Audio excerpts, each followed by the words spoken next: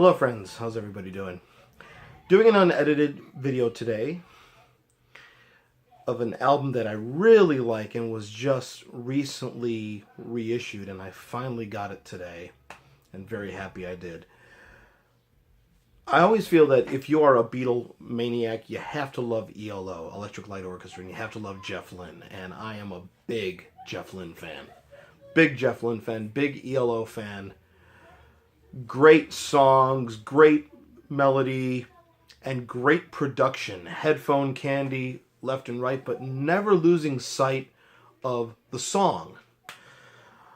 The great period, beginning with El Dorado and ending with the concept album Time, which a lot of people think that's the great period, but I will go one album further. I love 1983's Secret Messages. I love that album. That's the first ELO album I've ever owned. And I loved it at the time. I thought it was pretty cool. He put backwards hidden messages in here. And now I'm a 10-year-old, and I just thought that was like the coolest thing in the world. Especially since I had a turntable that you could play backwards. And the messages were rather dumb, but it was a part of the whole backwards message controversy at the time. ELO and Jeff Lynne would always put a bunch of backmasked messages on a lot of their albums. Fire on High from Face the Music is a prime example of that. But here he was doing it, and the messages are pretty much like at the beginning of one song, he says, "You're playing me backwards."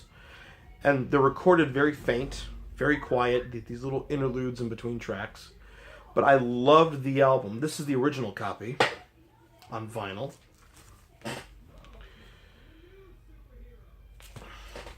Back cover. This is the 2011 CD remaster. Now I know some people talk about ELO and during that time that well, after the album Time, they kind of went downhill. You know, Balance of Power was a contractual obligation album, and it was, but still has good songs on it. That one's not my favorite. Some people criticize Secret Messages as well, but I love Secret Messages. And when I found out it was a double album, he originally turned it in as a double album, and CBS had rejected it. They basically said, you know, Time didn't sell as much as Discovery and Out of the Blue, and you know the record industry right now is kind of on, you know, in having financial issues right now. We want you to make it a single. So he retooled it and made it a single album. But it was conceived as a double, submitted the album as a double. Everything about it was conceived as a double album. And I was always curious, how would this work as a double album? I saw the track listings, and 3 of the songs are on that CD remaster, and 6 of the songs were on the Afterglow box set. But how would they work in conjunction with the running order of the record? What I will tell you is that side 1 on the single album did not change on the double. But finally, several weeks ago, they finally reissued on Sony Legacy Secret Messages as a double album. Let me take this out of the plastic protective sleeve here. I save hype stickers, by the way, if you don't know that. Track listing there. And there's one tiny bit of controversy that fans are talking about.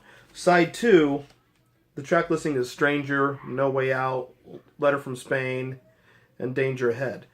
In between No Way Out and Letter from Spain was originally a song called Beatles Forever.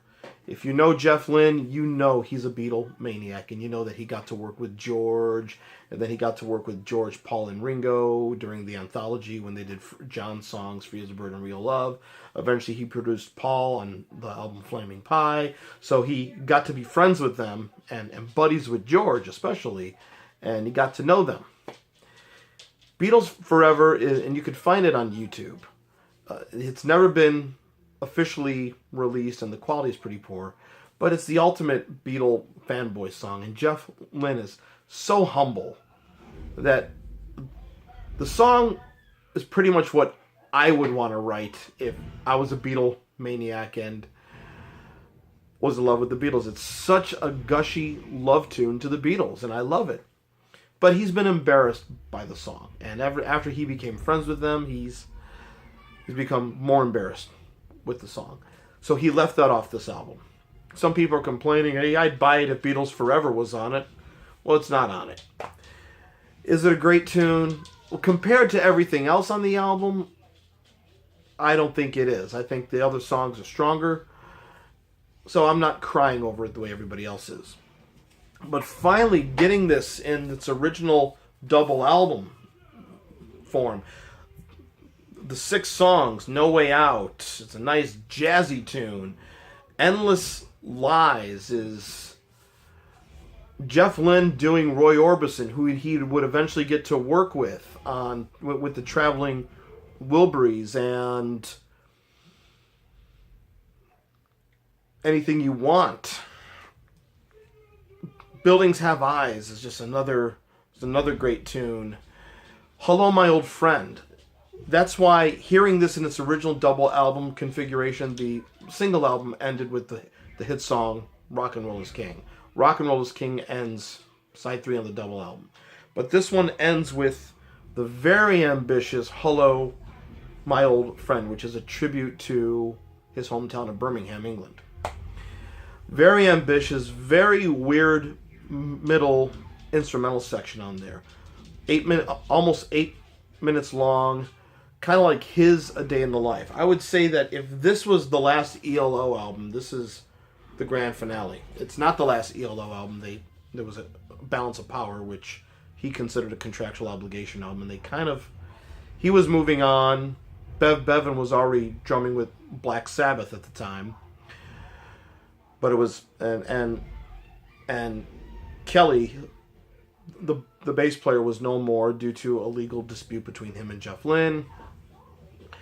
But Jeff, Bev, and Richard Tandy were back for Balance of Power. But this, to me, is the real finale of that great period of ELO. I love this album. I loved the original. I love the double album version even more. So if you can pick this up, I highly recommend it. There are some flaws on here, though. A minor flaw for me. No lyric sheets. They came in paper sleeves.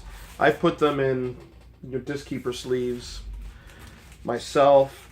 This is the gatefold. Some notes from Jeff and credits here. But no lyric sheets. It would be kind of nice if they had full lyric sheets for this. And like I said, the song Beatles Forever not being on here doesn't bother me. Doesn't bother me. One song out of however many are on here, this as a double album is great. I put it up there with that other great double album ELO did, Out of the Blue, which is a masterpiece. But I say, everybody who says after the album Time, ELO, ignore this at your own peril. This is beautiful melodies, beautifully constructed rock pop tunes with enough headphone ear candy to not keep you bored. The double album of Secret Messages by Electric Light Orchestra, ELO, Jeff Lynne at his finest. That's my take, and until we meet again.